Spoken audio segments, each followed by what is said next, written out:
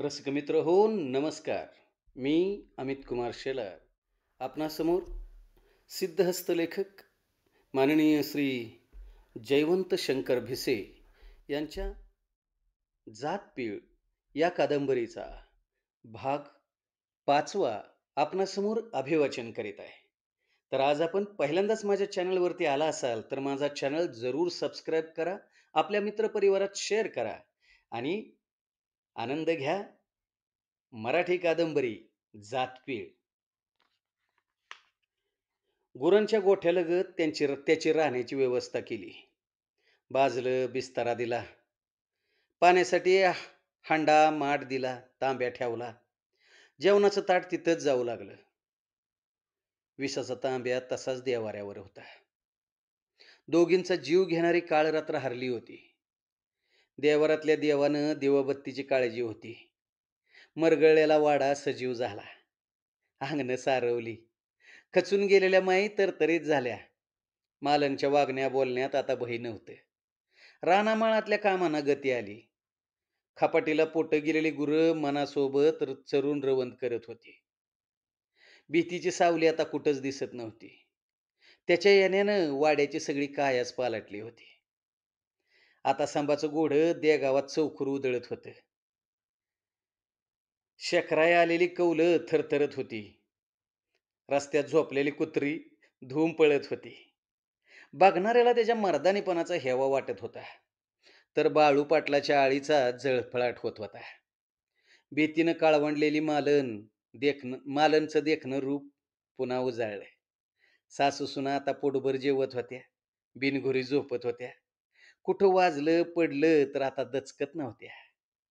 त्या वाड्याचा राखणदार संबा संबा आता होता. त्याच्या हसण्याचं महत्व दोघींना कळत होतं. तरी दोघी फक्त कामापुरतच बोलत होत्या. त्यात जिव्हाळा नव्हता. जातीचा अडसर घट्ट होता. निवृत्तीभर त्याची चांगली गट्टी जमली होती. नामा पैलवान सखूला जिवारी जिवारी बोलला तेव्हा त्याची मस्ती सांबानं जिरावली होती. तवाच सांबा त्याला आवडला होता. दोघं रात्री तासनतास बोलत बसायची. सांबा जागसूत झोपायचा. कुठं खट्ट वाजलं कुत्रं भुकलं तरी काठी घेऊन उभा असायचा. कधी कधी मालन खिडकीतनं बघायची. त्याचा सावधपणा दिसायचा. आबांचं शब्द आठवायचं. जातीपातीचा विचार करू नका. त्याला जपा. त्यो तुम्हाला जपल. आबांना भल्याबुरांचा अनुभव आहे. माणसाची पारख आहे. ते कधीच चुकायचं नाहीत. विचारी गुरुजी आबांचे मित्र. त्यामुळं आबांचं वागणं राहणं सुधारलेलं. मांगा महाराजात त्यांचं उठणं बसणं आहे. शिरगावच्या वाड्यात मांग महार येत्यात, जेवत्यात. आईला पण आता सवय झाली आहे. गावाला ती आवडत नाही, पण आबा गावचं पाटील. गावाला ती आवडत नाही, पण आबा गावचं पाटील. सनदी नोकर. त्यामुळं उघड कोणी काही विरोध करत नव्हतं. आबा नेहमी म्हणतात, काळ बदलतोया. हळूहळू साऱ्या वाईट रूढी पण संपतेली. आ आबांचं म्हणणं खरं पण असेल. पण रूढी परंपरा ह्या सहजासहजी बदलतील. एक आबा बदललं म्हणून काय गाव बदलल का? पै पाहुणी भावकी त्यांच्यावर असलेले हजारो वर्षाचे संस्कार, पोथी पुराण गप कशी बसतील? धर्मानं आखलेली ही जातीची उतरंड इतकी का कच्ची आहे? ठिसूळ आहे. तशी असती तर हजारो वर्ष टिकलीच नसती. मालनच्या मनात आलं. मालनच्या मनात आता असह्य विचारांचा गोंधळ घातला होता. देगाव आणि शिरगावच्या वाड्यातला फरक सांबाला जाणवत होता. आबांच्या वागण्यात परकेपणा नव्हता. तिथं जातीचा वेगळेपणा पण जाणवला नाही. जाणवला तरी बोचरा वाटत नव्हता. तिथं माया होती, जिव्हाळा होता. हिथं मात्र हर घडी हर वक्ताला वेगळेपणा जाणवतोय. जातीचा तिटकारा प्रत्येकाच्या डोळ्यात दिसतोय. ही सल आपल्याला कायम बुजते. आ, तशी ती सल नवी नाही, जन्मल्यापासूनच बघतोय. मांग महार दिसला की गावातल्या जातीच्या कपाळावर आठीव उमटतीये. त्यांचं आमचं पाणवठं मसणवाटं वेगळं. कुत्री मांजरं गोंजारतील पण आम्हाला शिवायची नाहीत. त्यांच्या शेंबड्या पोराला आमच्यातली वयस्क माणसं हात जोडून दादा, अण्णा म्हणत्याल. आणि त्यांचं शेंबडं पोर आमच्या 80 वर्षाच्या काशीनाथाला काश्या, ए काश्या, आणि पार्वतीला पारे, ए पारे. ह्या साऱ्याचा अनुभव आहे. पण आबांनी जसं वागावलं, मान दिला, त्यांच्या ताटाला ताट लावून जेवलो, देवळात गेलो. त्रिशंकू, बालीची कथा, बालीची कथा ऐकली. आपली बी जात हलकी नाही ही कळलं. आपला बी राजा होता, राज्य होतं. मग का खाली मान घालून जगायचं? जगायचं तर ताठ मानेनं. हा नवा विचार आबानीच दिला. तोच आता मनात ठाण मांडून बसलाय. म्हणूनच वाड्यातल्या माणसांचं वागणं सहन होत नाही. ती सारी आता वाड्यात जेवत्यात आणि आपण इथं गोठ्यात एकटंच जेवतोय. सुरुवातीला नेवरती अण्णा पण वाड्यातच जेवायचा. आपला एकटेपणा त्याला बोचला असावा. तो चांगला आहे, म्हणूनच आपल्याबरोबर जेवतो. नेवरती अण्णा आणि सखूवहिनी मायेनं वागत्यात, आपली काळजी घेतात. ही दोन माणसं सोडली तर वाडा लय लय लय परका परका वाटतोय. राहायला नको वाटतंय, जीव गुदमारतोय. पण पण आबांना वचन दिलंय, एका देव माणसाला वचन दिलंय, म्हणून म्हणून थांबायचं, म्हणून थांबायचं. बाळू पाटलाची आळे धुमसत होते. लोळा झालेला नामो पैलवान डोळ्यापुढनं हटत नव्हता. हत्तीवाणी गडी कायम हांतरुणावर पडलेला होता. त्याचं हागणं मुतणं झोपल्या जागीच होत होतं. भाकरीचा पाचुंदा एका वक्ताला खाणारा तो चतकोर भाकरीवर आला होता. त्याची दैना आळीला बघवत नव्हती. नामू बाळ्या पाटलाचा उजवा हात होता. तो हातच आता लोळा झाला होता. हे दुःख बाळू पाटलाच्या काळजात रुतलं होतं. झोप उडाली होती, मस्तकात आग भडाकली होती. संभ्याला जिता ठेवायचा नाही, मालीचा हिशोब चुकता करायचा आहे. ह्यासाठी तो संधीची वाट बघत होता. मोका आला की दणका द्यायचा. संभ्याच्या 7 पिढ्यात देगावचं नाव सुद्धा घ्या घाबरली पाहिजेत असा. पण पण तो उतावळा नव्हता. घातक माणूस उतावळा नसतो. मळवीतल्या रानात मालन सखू बांधावरनं चालल्या होत्या. वांग्याची तोड आली होती. हळदीनं मान टाकली होती. मालन म्हणली, सखू, उद्या दिस उगवायला वांग्याची तोड करा बाई. वांगी दुपारच्याला पाचवडाला गेली पाहिजेत. होय होय होय अक्कासाहेब, सखून मान डोलावली. आणि हळदीला पण पाणी द्या. मोठच दोर नाड काय हवं नव ते नेवरतीला आजच बघाय सांग. दोघी बोलत होत्या. समोरनं बाळू पाटील येताना दिसला. मालनचा चेहरा उतरला, पण कपाळावर बारीक आटी पडली होती. सखूच्या जिभेला कोरड पडली. दोघींच्या कपाळावर घामाचं दव साचलं. त्या मुख्यानं चालायला लागल्या. पावलांची गती होती. सखू त्याला तिरक्या नजरेनं बघत होती. तो समोर येऊन ताट उभा राहिला. त्यानं मालनला नखापासून डोक्यापर्यंत न्याहाळली. मोठ्यानं मुद्दामच खाकारला. तिनं बघावं म्हणून तिनं बघताच बांध उतरून बगलेनं चालायला लागली. माले, तो गुरगारला. तशी मालन गारकन वळली. तिचा चेहरा रागानं लालबुंद झाला होता. डोळ्यात मत्सर होता. काय म्हणलास? माले, ए, मी तुझी बाईल नाही. तोंड सांभाळून बोल. वा, लय तोंड सुटलंय की. हा, अगं काल पावतर वाड्यात कोंडून घेतलं होतंस आणि आज आज गुरु करायला लागलीस की. कुणाच्या ग जीवावर? हा, कुणाच्या जीवावर एवढा थोरा करतीस? त्या सांभ्या मांगाच्या? कोण ग तुझा त्यो? हा, त्यो त्यो भाव आहे माझा. तिच्या घशाला कोरड पडली. भाऊ? अगं सख्खा भाव असताना ह्यो मांग कशाला ग? हं? जात बिरादरी मिली का काही संपली या? ए, धर्मराजाचा आव आणून जातीचा ठेका घेतल्याच्या तोऱ्यात बोलू नकोस बर का. खरं सांगू आले, तू चिडलीस ना की लयच देखणी दिसतीस बघ. अक्षी, भरात आलेली कवळी काकडीच वाटतीस. भाड्या, तुला आई बहीण ओळखती का नाही रे? हं? तू चांगल्या मरणानं मरायचा नाहीस. सखो, चल ग. किरड्याचं तोंड बी बघायची इच्छा नाही. दोघी निघाल्या तसा तो मोठ्यानं हसला आणि मिशीला पीळ देऊन म्हणला, तुझी इच्छा काय बी असू दे ग, पर माझी इच्छा लय मोठी आहे आणि मी ती पुरी करणार आहे. अ?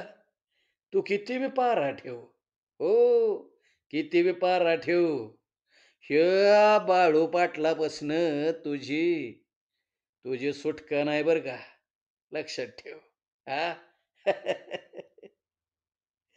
तशी तिच्या मस्तकात तिडी गोठली. ते झाडदिशी गरकन वळली आणि तिच्या डोळ्यात आग होती.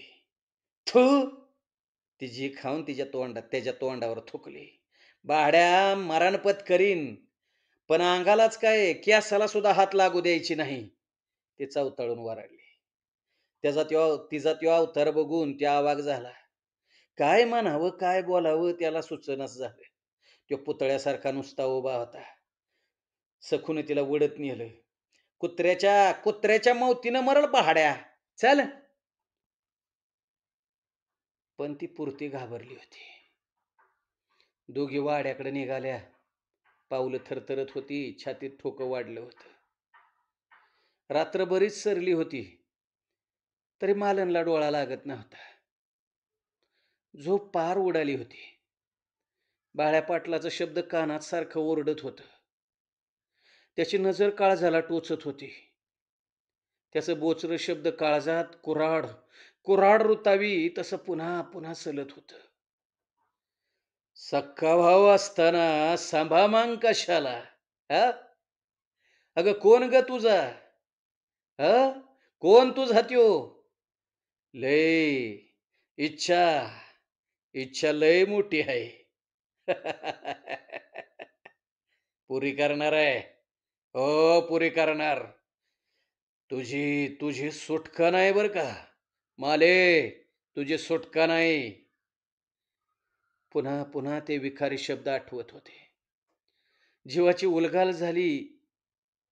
तो घातकी आहे, कावेबाज आहे. तो खोटं नाटक काय बी उठवल. जात बिरादरीत विष पेरल. तो संभाला वचकून आहे. सांभा असताना तो कसलंच धाडस करायचा नाही. हत्तीगत नामा त्यानं लुळा केलाय. हे तो इसरला नसल. सांभा वाड्यात आहे म्हणून त्याचा जळफळाट झाला असेल. पण पण त्याच्या असल्या कारस्थानाला मी कधीच बळी पडणार नाही. त्यानं लाख अफवा उठवू दे. आबांचा त्याच्यावर विश्वास आहे आणि मी बी आबांची लेख आहे. तिनं ठाम निश्चय केला. आता मनातलं वादळ हळूहळू कमी झालं होतं. थकलेलं डोळं झोपेच्या अधीन झालं. दुपारी बाळू पाटला संग झालेला वाद सखून नियवर्तीला सांगितला आणि नियवर्तीनं सांभाळा. सांभा बेचैन झाला.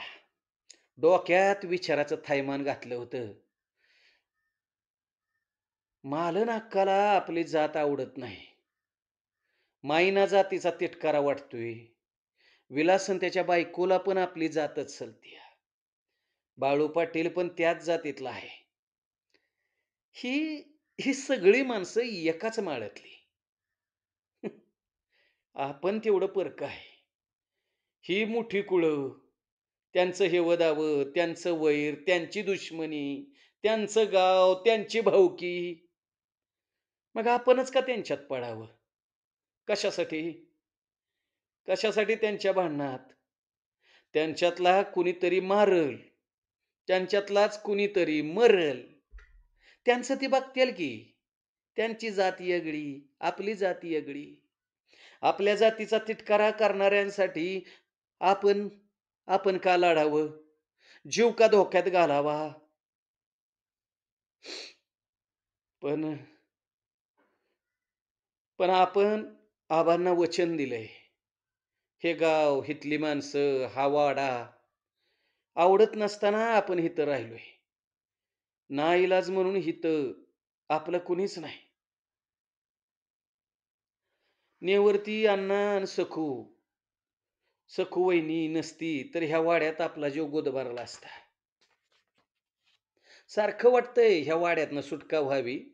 तशी संधी आहे. त्याचं वैर आपापसात मिटलं तर. तशी कुणी बोलणी केली का नाही माहीत नाही. बाळू पाटील तापट आहे. म्हणून कुणी बोलणी केली नसेल. पण आपण करू. आपल्या परीनं समजावून बघू. त्यानं ऐकलं, तशी खात्री वाटली तर आबांशी बोलू. अहो 2 पाटलातलं वैर मिटल. संपलं तर बरं होईल की. वाडा सोडून लागले सोनगावला जाऊ. अशानं आबांना दिलेल्या वचनात पण मुक्त होणार होतो. आणि ना आवडलेल्या माणसातनं सुद्धा. चावरात नुकतीच जेवण झाली होती. बाळू पाटील बाजावर तांगड्या पसरून पडला होता. शेजारी नामू पैलवानाचा भाऊ तुका, सरजा पाटील आणि नवा पाहुणा गप्पा मारत बसली होती. पाहुण्याच्या मागं पोलीस लागलं होतं. तो फरारी होता. रातच्याला बाळू पाटल्याच्या आसऱ्याला आला होता. थोराड बांध्याचा पाहुणा मगरूर होता. चावराच्या दिशेनं घोड्यांच्या टापांचा आवाज आला. सरजा पाटलानं कान टावकारून कानोसा घेतला. टापांचा आवाज जवळ येतोया असं वाटलं. तसा तो ताड दिशी उभा राहिला. पांदीकडे नजर टाकली तसा दचकला आणि गडबडून म्हणला, दादा, अरे दादा सांब्या इकडेच येतोया. बाळू पाटील उठून बसला, सावध झाला. त्याची बेधक नजर पांदीत फिरून आली. गोगऱ्या आवाजात म्हणला, सरजा, तुक्या, नाईक, सावध असा. 16 इंच धारदार गुप्ती त्यानं वाकड खाली सारली आणि तिथं हात ठेवून बसला. सरजा तुका आणि पाहुण्यानं हातातलं भालं कुऱ्हाडी हातात घेतल्या. संभाचा आवरात येईल असं कोणालाच वाटलं नव्हतं. संभा हत्यार चालवण्यात माहीर आहे. पक्का हत्यारबाज आहे. हे बाळू पाटील जाणून होता. तसा ताकदीनं पण भारी पडेल ही पण जाणून होता. पण नेमका चावरात माणूस बळ कमी होतं. त्यामुळे तो जास्तच धास्तावला होता. कपाळावर घामाचं दव साचलं.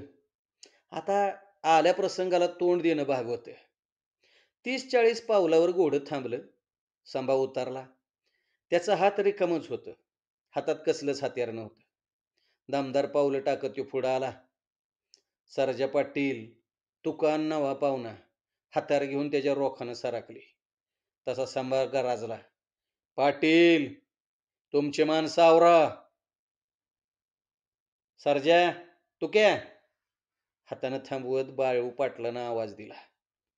तशी तिघं पण 2 पावलं मागं सरली. तशी बाळू पाटलाला आज हातघाई नकोच होती. काय येणं केलंस? मी भांडायला आणि लढायला आलो नाही. संभाच्या मवाळ बोलण्यानं पाटील बुचकळ्यात पडला.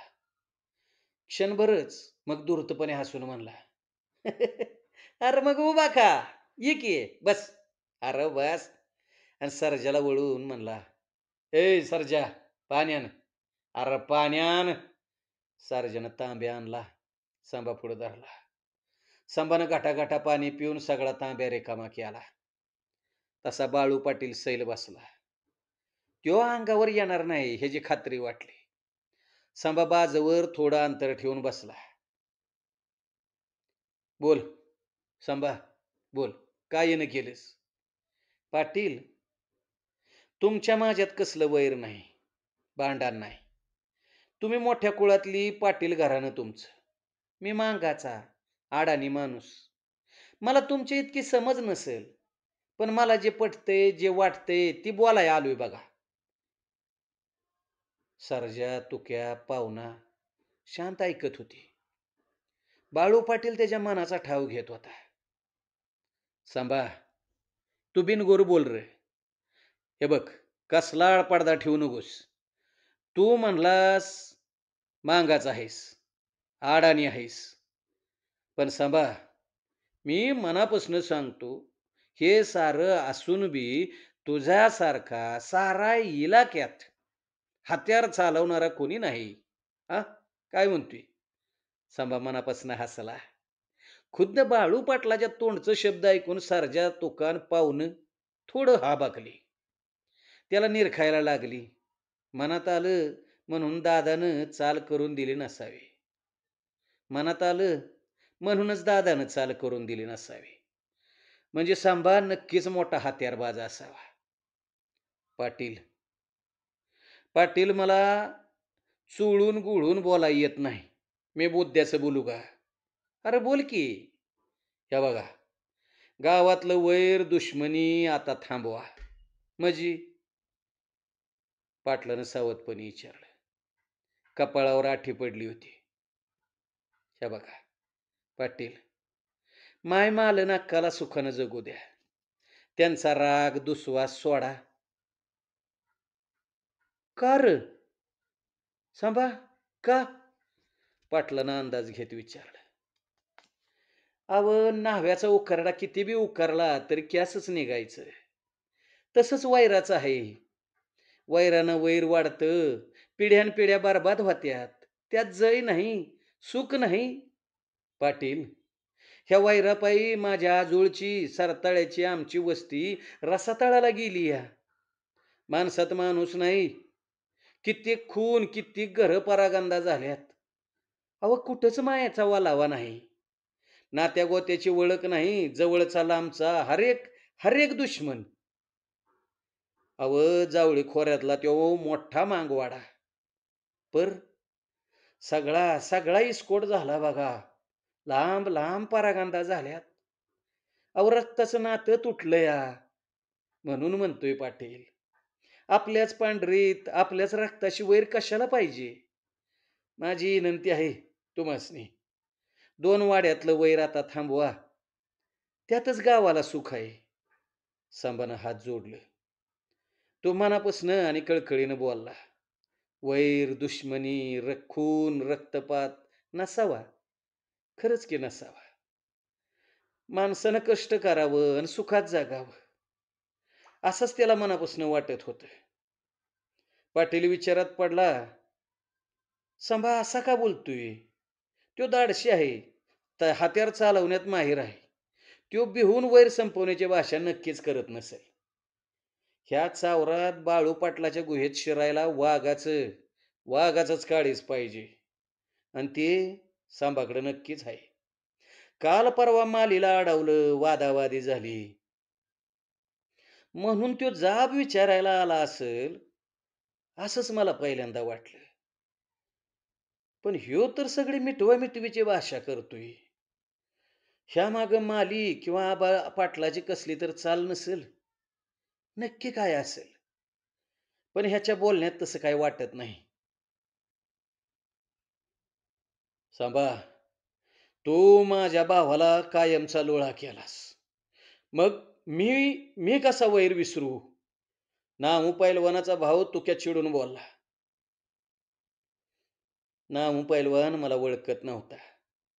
मी त्याला ओळखत नव्हतो. आमचं भांडण नव्हतं, कसलं वैर नव्हतं. आमची कुस्ती झाली. मी त्याला लुळा केला नसता, तर त्यानं त्यानं मला लुळं केलं असतं. काय? सर्जेराव पाटील, काय म्हणतोय? खरं आहे ना मग? होय, खरं आहे ते. सरजा पाटलानं कबूल केलं. तुक्याची वाचाच बसली. थोराड बांध्याचा, धारदार नाकाचा आणि बेधक घाऱ्या डोळ्याचा बाळू पाटील विचारात पडला. त्यानं संभाला पुन्हा एकदा नजरेनं आजमावलं आणि त्याच्या मनाचा ठाव घेत शांत बोलला. तुझं बोलणं ऐकलं. तू मनानं आलायस का तुला कुणी पाठवलंय? हे बघ, मला काय ठाव नाही आणि ती जाणून पण घ्यायचं नाही रे मला. पण एक खरं सांगतो सांभा. हे बघ, तुझं बोलणं आपल्याला आवडलं. हां, आवडलं म्हणजे आवडलं. तो थोडा थांबला. त्याच्या डोळ्यात बघत सावकाश म्हणला, आणि हे बघ, आता मी काय म्हणतोय त्याचा बी विचार कर. तू तुझ्या सोनगावला जावस काय? शिरगावच्या आबा पाटलानं तुला जेवढं धन, धान्य, पैसा, अडका दिला असेल, त्याच्या त्याच्या 10 पटीनं मी तुला देतो. तू माझी चाकरी कर. तू माझी चाकरी कर असं म्हणत नाही. माझ्या बाजूनं लढावं असं बी म्हणत नाही. फक्त तू कुणाची बाजू घेऊ नकोस. आमच्या वादात पडू नकोस. म्हणजे म्हणजे पाटील, तुम्हाला वैर मिटवायचं नाही तर? सांभा, अरे तू समजतोस तेवढं सोपं नाही राव. का? का हो पाटील? बाळू पाटील अस्वस्थ झाला. चेहऱ्यावर राग उमटू लागला, डोळ्यात लाली उतरली. आवाज काहीसा घोगरा झाला. तुला तुला तुला म्हणून सांगतो, ऐक. मी सर्जेरावासाठी आबा पाटलाला मालनची मागणी घातली होती. आम्ही खानदानी आहे, त्यांच्या तोलामोलाचं होतो, पण आबा पाटलानं आम्हाला झिडकारलं. अरे पाल पाल झटकावी तसा मला म्हणला, लेक हिरीत ढकलून देईन, पण तुझ्या घरात द्यायचो नाही. निघा आता. मी विचारलं कारण काय? तर म्हणला, तू बामणं मारलीस, त्यांची घरदार लुटलीस, अशा घरात मला लेक द्यायची नाही. आम्हाला आम्हाला हाकललं त्यानं. आमचा आमचा पान उतारा केलाय. पै पाहुण्यात आमची मान खाली घातली. अजून बी ते सारं आठवलं की उभ्या उभ्या देहाला आग लागतीया. बोलताना त्याच्या डोळ्यात रक्त साठलं होतं. त्याचं एक दोन वेळा डोकं त्यानं झटाकलं. मस्तकावर हात आपटले आणि पुन्हा नजरेला नजर भिडवत म्हणाला, संभा संभा गांधी बाबा थोर नेता होता. त्याच्या हत्येनं साऱ्या साऱ्या मुलखात दंगली उसळल्या. गावागावात बामणात विरोध भडका उडाला. आम्ही पण दंगल केली. अरे अशा घटना कित्येक गावात घडत्यात. मग ह्या आबा पाटलानं आमचाच का तेवढा तिरस्कार करावा र? आणि एवढ्यावरच तो थांबला नाही. हं? तर मुद्दाम मुद्दाम आमच्याच गावात तानाजीला मालन दिली. दिली का नाही? त्यानं असा आमचा अपमान करावा, त्या अपमानानं माझ्या काळजात कुरूप केलंय बघ. हो. त्यो आबा पाटलाचं बोल रोज रोज उभं उभं जाळत्यात मला. ती माली, तिचा वाडा दिसला का नाही की माझ्या उभ्या देहाला आग लागतीय. हे बघ, हे बघ, मी कडू नाही, अस्सलीचंच बी नाही. मी तुला स्पष्ट सांगतो, माली खुशीनं नाही तर जबरीनं जेव्हा माझ्याकडे येईल का नाही, हो, तवाच तवाच ही वैर संपल.